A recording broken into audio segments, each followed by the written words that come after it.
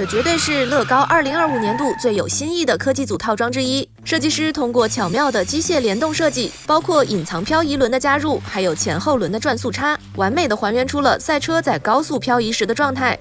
另外，作為1:12的中小比例超跑，轉向與方向盤聯動，行駛與發動機聯動，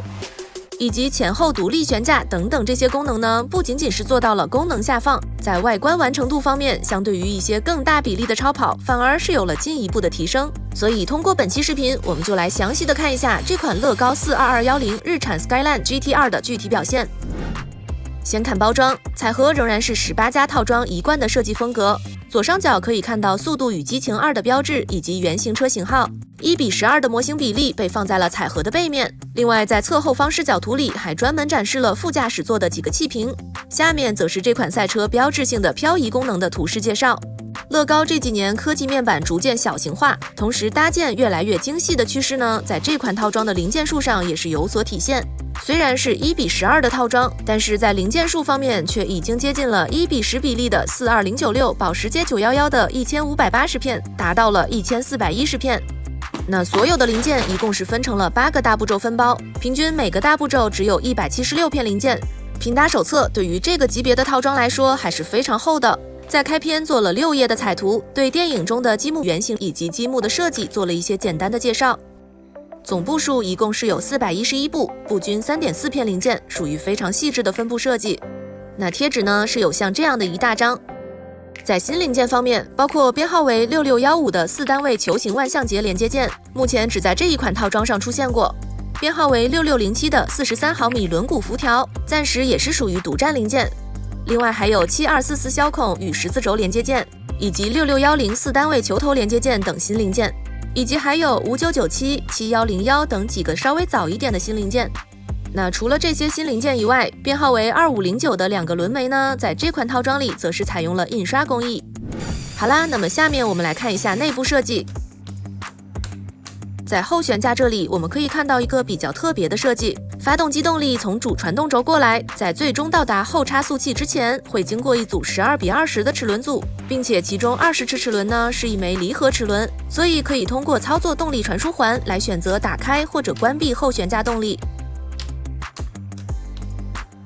進一步的，在這裡我們可以看到後懸架的漂移輪結構。設計師在這裡通過一組連桿機構實現了對漂移輪模塊的收起或者放下的操控動作。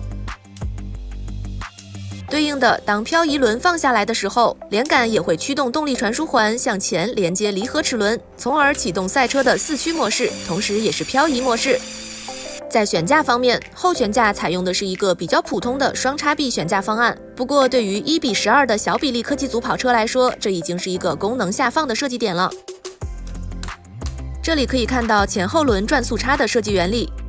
首先，主傳動軸連接前懸架動力是通過這裡的一組20:12的齒輪組，而連接後懸架呢，我們剛剛看到的是一組12:20的齒輪組。這就意味着在4驅的情況下，發動機到前輪和後輪的齒輪比分別是2.33:1和0.84:1，也就是後輪的旋轉速度呢是前輪的2.78倍。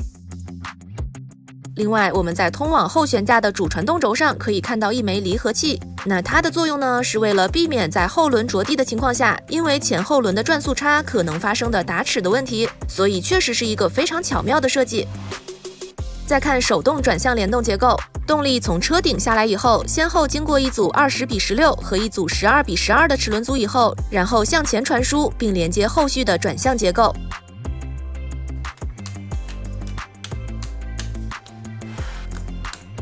這裡來看前懸架，同樣是一個獨立懸架，其中5997這枚球窩連接件，在這種小比例跑車的懸架結構中呢，確實是非常的好用。這裡可以看到直列6缸發動機，其中使用到了4368和4369曲軸與活塞組合，而手動轉向動力在這裡分為2路，其中一路通過16:16的齒輪組連接稍後會安裝的方向盤。而另一路則是直接向前，最終連接前懸架上的轉向齒輪齒條。通過加入電機測試，我們可以看到整個系統的聯動表現也是非常的順暢。這裡是 C 柱的角度創建，非常簡潔且牢固的一個設計。好啦，那麼這輛日產 Skyline GT2 的拼搭一共用了大概7-8個小時，最終拼好的成品就是大家現在看到的這樣。整體給我們的感受呢，就是作為中小比例的跑車，外觀面板的覆蓋率確實是非常的高，全車基本找不到什麼明顯的鏤空破面。即便是相對於幾年前的1:10比例的跑車，這個外觀面板的覆蓋率也是要明顯高出一個等級。車頭除了兩側的車燈稍微有一點抽象，中間的進氣格栅、下面的擾流板等等這些細節都是做到了搭建，甚至包括前大燈下面的一個水平面，這裡也是做到了還原。和前蓋上的拉花使用積木零件本身的顏色不同，車身側面的拉花則基本使用貼紙來進行還原。其中比較細節的是車門下方的這一段弧面，設計師在這裡呢也是做到了搭建。再看車尾，除了寬大的後擾流板以及兩側的端板，那兩側的尾燈以及後面的排氣管呢，也都是沒有落下。設計師在這裡也使用了一些磚塊類零件，包括在駕駛室內部，我們也可以看到通過貼紙還原出來的儀表盤等細節。左側的副駕駛上還放着3個氣瓶，所以整體看下來，全車除了局部幾個位置使用到了一些角度創建，那大部分的角度呢，仍然還是通過零件本身的角度或者弧度来實現的。所以在外觀搭建方面，在難度和技巧方面的體現並不多，但確實也是足夠的完整和細緻。在功能方面，首先兩側的車門、尾箱蓋還有前蓋呢都是可以打開的，然後是轉向和方向盤聯動，這裡測試下來也沒有問題。那因為聯動設計的原因，方向盤會有一個11.25度的角度差，不過實物看起來並不明顯。接下來是行駛和發動機聯動，在2驅的模式下，車子推行起來非常的順滑，推行手感和其他類似的跑車並沒有什麼區別。發動機聯動呢也是非常的順暢。不過當我們撥動後面這裡的4驅開關，隱藏在車底的漂移輪就會把車子抬起來，同時後輪離開地面。那麼這個時候我們再推車子的話，一方面阻力會稍微大一點，另一方面呢，整個車子確實會呈現出一點不受控的漂移的感覺，並且過程中也可以看到後輪的旋轉速度會明顯快過前輪，所以可以說是完美的呈現出了這些漂移的細節狀態，確實呢也是帶來了非常有趣的把玩體驗。好啦，那麼最後看一下牢固度，首先整個車子在整體牢固度方面是沒有什麼問題的。不過局部細節因為使用了一些磚塊類零件，那主要是車尾擾流板的兩側端板，還有尾箱蓋等局部位置，如果不小心碰到了的話，還是比較容易出現零件脫落的，所以把玩的時候呢，要稍微注意一下。好啦，那麼本期評測也就到這裡啦，咱們下期見，拜拜。